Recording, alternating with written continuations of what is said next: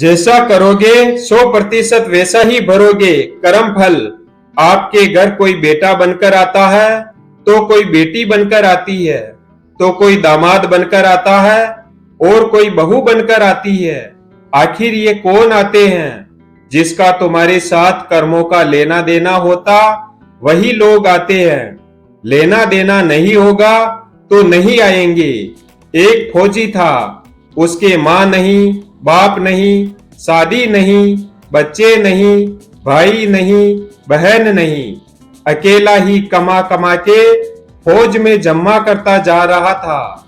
क्योंकि वह अकेला था, परिवार में तो कोई था नहीं, इसलिए फौजी के खर्चा भी नहीं होता था। इसलिए फौजी को जो भी पगार मिलती वह फौज में जमा करवा देता था। तो थोड़े दिनों में एक सेठ जी जो फौज में माल सप्लाई करते थे, उनसे फौजी का परिचय हो गया और दोनों में अच्छी दोस्ती हो गई। सेठ जी ने फौजी से कहा, जो तुम्हारे पास पैसा है वो उतने के उतने ही फौज में पड़े हुए हैं। तुम वो पैसा मुझे दे दो, मैं कारोबार में लगा दूंगा, तो पैसे से पैसा बढ़ जाएगा और मेरा कारोबार भी बढ़ जाएगा। इसलिए तुम वो पैसा मुझे दे दो।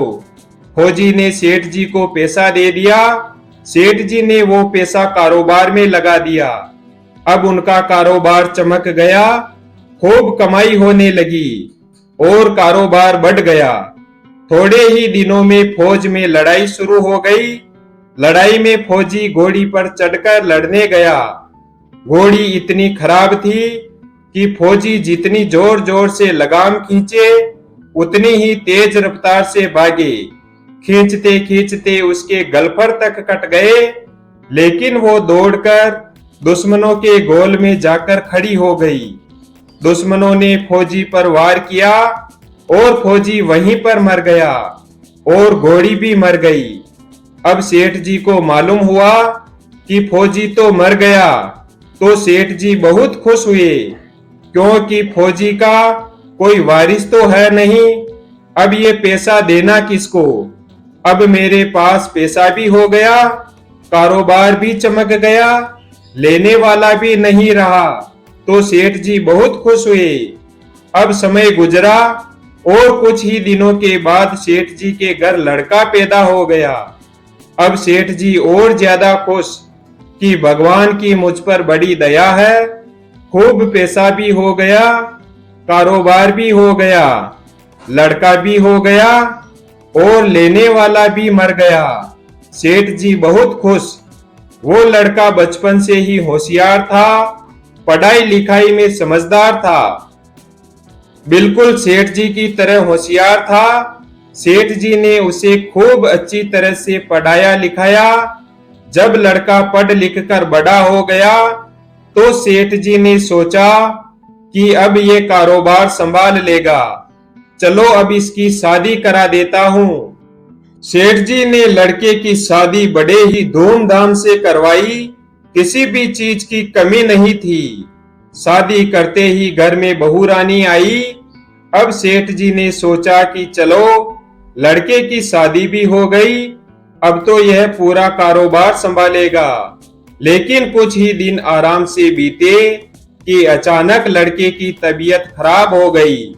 अब सेठ जी कभी डॉक्टर के पास, कभी हकीम के पास, तो कभी वैद्य के पास दौड़ रहे। डॉक्टर जो दवा दे रहे वो दवा असर नहीं कर रही। लड़के की बीमारी धीरे धीरे बढ़ती ही जा रही थी। सेठ जी का पैसा बर्बाद हो रहा था और बीमारी बढ़ती ही जा रही थी। रोग नहीं कट रहा था, पैसा खूब लग रहा है। अब अंत में डॉक्टरों ने सेठ जी से कह दिया कि तुम्हारे लड़के को लाइलाज मर्ज हो गया, इसको अब असाध्य रोग हो गया, ये लड़का 2-3 दिन में मर जाएगा।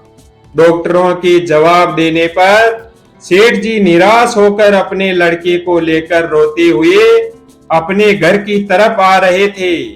रास्ते में एक आदमी मिला और उसने कहा, अरे सेठ जी क्या हुआ, बहुत दुखी लग रहे हो, सेठ जी ने कहा, यह मेरा जवान इकलौता लड़का है। मैंने सोचा कि बुढ़ापे में ये मेरी मदद करेगा। अब इसकी शादी हुए थोड़े ही दिन बीते कि यह बीमार हो गया। मैंने इसके लिए खूब पैसा लगा दिया, पानी की तरह पैसा बहा दिया। जिसने जितना मांगा मैंने उसे उतना ही दिया। लेकिन आज डॉक्टरों ने जवाब दे दिया, अब ये बचेगा नहीं, असाध्य रोग हो गया, ला इलाज मर्ज है। अब इसे घर ले जाओ, ये 2-3 दिन में मर जाएगा। उस आदमी ने कहा, अरे सेठ जी, तुम क्यों दिल छोटा कर रहे हो? मेरे पड़ोस में एक वैद्य जी दवा देते हैं, 2 आने की पुड़िया खाकर मुर्दा भी उठकर खड़ा हो जाता है। जल्दी से तुम वैद्य जी से दवा ले आओ। सेठ जी दौड़कर गए और 2 आने की दवा की पुड़िया ले आए। पुड़िया लाके लड़के को खिलाई और ज्यों ही लड़के ने पुड़िया खाई और कुछ ही क्षण में वो लड़का मर गया। लड़का मर गया। अब सेठ जी जोर जोर से रो रहे थे, सेठानी भी रो रही और घर में बहू रानी और पूरा गांव भी रो रहा। गांव में शोर मच गया कि बहू रानी और सेठ जी की कमर जवानी में टूट गई। सब लोग रो रहे। तब एक महात्मा जी वहां पर आए। उन्होंने कहा, भाई क्यों रो रहे हो, क्या हुआ? लोग बोले, इस सेठ का एक ही जवान लड़का था, वो भी मर गया, इसलिए सब लोग रो रहे हैं, सब दुखी हो रहे हैं। महात्मा बोले, सेठ जी अब रोना क्यों? सेठ जी ने कहा, महाराज जिसका जवान बेटा मर गया हो वो रोएगा नहीं तो क्या करेगा? महात्मा बोले, और उस दिन तो क्या आप बड़े खुश थे? सेठ जी ने कहा, किस दिन? महात्मा बोले, फौजी ने जिस दिन तुम्हें पैसा दिया था उस दिन। सेठ जी, हाँ, कारोबार के लिए पैसा लिया था तो खुशी तो थी ही। महात्मा बोले, और उस दिन तो आपकी खुशी का ठिकाना ही नहीं था। सेठ जी ने कहा, किस दिन? महात्मा बोले, अरे सेठ, जिस दिन फौजी मर गया था तो तुमने सोचा कि अब तो पैसा भी नहीं देना पड़ेगा, माल बहुत हो गया, कारोबार खूब चमक गया, अब देना भी नहीं पड़ेगा, बहुत खुश थे। सेठ जी ने कहा, हाँ महाराज, खुश तो था। महात्मा बोले, और उस दिन तो तुम्हारी खुशी का ठिकाना ही न था, पता नहीं कितनी मिठाइयां बट गई। सेठ जी ने कहा, किस दिन? महात्मा बोले, अरे जिस दिन तुम्हारे घर लड़का पैदा हुआ था। सेठ जी ने कहा, महाराज लड़का पैदा होता है तो सब खुश होते हैं, इसलिए मैं भी खुश हो गया। महात्मा बोले, उस दिन तो खुशी से तुम्हारे पैर जमीन पर भी नहीं पड़ रहे थे। सेठ जी ने कहा, किस दिन? महात्मा बोले, अरे जिस दिन तुम बेटा ब्याहने जा रहे थे। सेठ जी ने कहा, महाराज बेटा ब्याहने जाता है तो हर आदमी खुश होता है, तो मैं भी खुश हो गया था। महात्मा बोले, तो जब तुम इतनी बार खुश हो गए तो जरा सी बात के लिए क्यों रो रहे हो?